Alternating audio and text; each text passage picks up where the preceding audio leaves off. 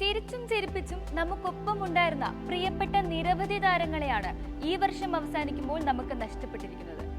എന്നെന്നും ഓർമ്മയിൽ സൂക്ഷിക്കാവുന്ന ഒരു പിടി നല്ല സിനിമകൾ നമുക്ക് സമ്മാനിച്ചുകൊണ്ട് കടന്നുപോയവർ.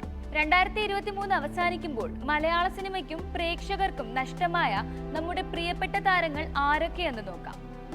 മലയാള സിനിമയുടെ പ്രിയപ്പെട്ട ഇന്നച്ചൻ വിടവാങ്ങിയത് ഈ വർഷം മാർച്ച് 26-ാം തീയതിയായിരുന്നു. കൊച്ചിയിലെ ലേക്ക് ഷോർ ആശുപത്രിയിൽ ചികിത്സയിലായിരിക്കെയാണ് അദ്ദേഹത്തിന്റെ അന്ത്യം സംഭവിച്ചത്. അർബുദത്തെ തുടർന്നുള്ള ശാരീരിക അസ്വസ്ഥതകൾ മൂലം മരണത്തിന് 2 ആഴ്ച മുൻപായിരുന്നു ഇന്നസെന്റിനെ ആശുപത്രിയിൽ പ്രവേശിപ്പിച്ചത്. 1972 പുറത്തിറങ്ങിയ നൃത്തശാലയാണ് അദ്ദേഹത്തിന്റെ ആദ്യ ചിത്രം. തുടർന്ന് 500-ലധികം ചിത്രങ്ങളുടെ ഭാഗമായ ഇന്നസെന്റ് മലയാള സിനിമയുടെ ചിരിയുടെ മുഖമായിരുന്നു. ഒരു കാലത്ത് പരാജയങ്ങൾ അറിയാതെ ഹിറ്റുകൾ മാത്രം സൃഷ്ടിച്ച സംവിധായകനായിരുന്നു സിദ്ദിഖ്. സിദ്ദിഖിന്റെ മരണം സിനിമാ പ്രേമികൾക്ക് ഒരു നികത്താനാവാത്ത നഷ്ടം തന്നെയാണ്. ചലച്ചിത്ര പ്രേമികൾക്കായി ചിരിമേളം ഒരുക്കിയ പ്രിയ സംവിധായകൻ സിദ്ദിഖ് വിടവാങ്ങിയത് ഈ കഴിഞ്ഞ ഓഗസ്റ്റിലാണ്. ഹൃദയാഘാതത്തെ തുടർന്ന് ചികിത്സയിലായിരുന്ന അദ്ദേഹം കൊച്ചിയിലെ അമൃത ആശുപത്രിയിൽ വെച്ചാണ് മരണപ്പെട്ടത്.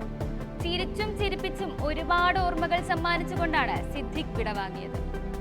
മലയാള സിനിമയിലെ കരുത്തുറ്റ വില്ലൻ കഥാപാത്രങ്ങളെ അവതരിപ്പിച്ച് പ്രേക്ഷക മനസ്സിൽ ഇടം പിടിച്ച നടൻ കുണ്ടറ ജോണിയെയും നമുക്ക് നഷ്ടമായത് ഈ 2023 തന്നെയായിരുന്നു. 71 വയസ്സായിരുന്നു അദ്ദേഹത്തിന്. നെഞ്ചുവേദനയെ തുടർന്ന് കൊല്ലത്തെ സ്വകാര്യ ആശുപത്രിയിൽ എത്തിച്ചെങ്കിലും അദ്ദേഹത്തിന്റെ ജീവൻ രക്ഷിക്കാനായില്ല. ഉണ്ണി മുകുന്ദൻ നായകനായ മേപ്പടിയാനിലാണ് അദ്ദേഹം അവസാനമായി വേഷമിട്ടത്. കോഴിക്കോടൻ ഭാഷാശൈലി മനോഹരമായി അവതരിപ്പിച്ചതിലൂടെ ശ്രദ്ധ നേടിയ മലയാള സിനിമയുടെ ഗഫൂർ കാ ദോസ്ത് വിട പറഞ്ഞത് ഏപ്രിലിലായിരുന്നു. നാടകരംഗത്ത് നിന്ന് സിനിമയിലെത്തിയ മാമുക്കോയ ഹാസ്യവേഷങ്ങളിലായിരുന്നു മലയാള സിനിമയിൽ തിളങ്ങിയിരുന്നതെങ്കിലും ക്യാരക്ടർ വേഷങ്ങളും തനിക്ക് ചെയ്യാനാകുമെന്ന് പലപ്പോഴും തെളിയിച്ച താരം കൂടിയായിരുന്നു. ദേഹാസ്വാസ്ഥ്യത്തെ തുടർന്ന് അദ്ദേഹത്തെ ആശുപത്രിയിൽ പ്രവേശിപ്പിക്കുകയായിരുന്നു. 76-ാം വയസ്സിൽ മാമുക്കോയ നമ്മോട് വിട പറയുകയായിരുന്നു. ജൂൺ 18-ാം തീയതിയാണ് 800ഓളം സിനിമകളിലും 4000ഓളം നാടകങ്ങളിലും അഭിനയിച്ച അതുല്യ പ്രതിഭ നടൻ പൂജപ്പുര രവി അന്തരിച്ചത്. വാർദ്ധക്യ സഹജമായ അസുഖത്തെ തുടർന്ന് മറയൂരിലെ മകളുടെ വീട്ടിലായിരുന്നു അദ്ദേഹത്തിന് ശ്വാസം മുട്ടലിനെ തുടർന്ന് ആശുപത്രിയിലേക്ക് കൊണ്ടുപോകുന്നതിനിടെ മരണം സംഭവിച്ചത്.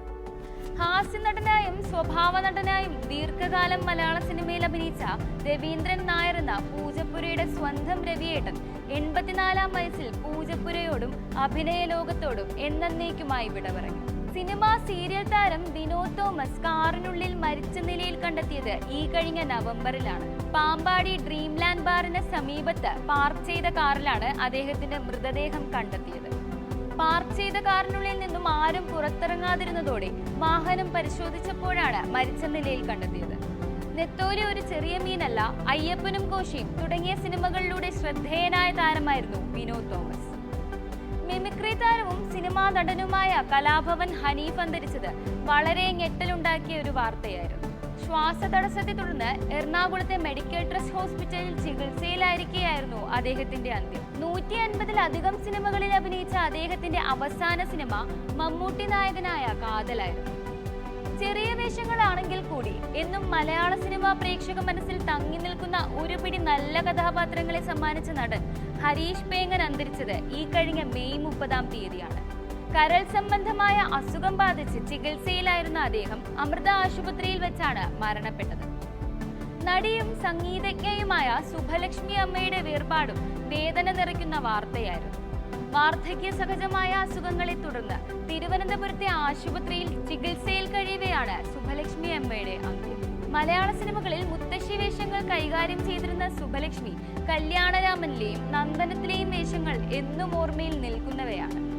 പ്രായം വെറും നമ്പർ മാത്രമാണെന്ന് തെളിയിച്ച കലാകാരി 87-ാം വയസ്സ് വരെയും അഭിനയിച്ച ശേഷമാണ് ഈ ലോകത്ത് നിന്ന് മടങ്ങിയത്. ഏറെ ജനപ്രീതി നേടിയ കാക്ക എന്ന ഷോർട്ട് ഫിലിമിലൂടെ ശ്രദ്ധ നേടിയ നടി ലക്ഷ്മിക സജീവൻ അന്തരിച്ചത് ഇക്കഴിഞ്ഞ ഡിസംബറിലാണ്. ഹൃദയാഘാതമാണ് മരണകാരണമെന്നാണ് വിവരം. യമണ്ടൻ പ്രേമകഥ, പഞ്ചവർണ്ണ തത്ത, സൗദി വെള്ളയ്ക്ക, പുഴയമ്മ, ഉയരെ, ഒരു കുട്ടനാടൻ ബ്ലോഗ്, നിത്യഹരിത നായകൻ തുടങ്ങിയ ചിത്രങ്ങളിൽ ലക്ഷ്മിക ചെറിയ വേഷങ്ങൾ ചെയ്ത് കയ്യടി നേടിയിരുന്നു.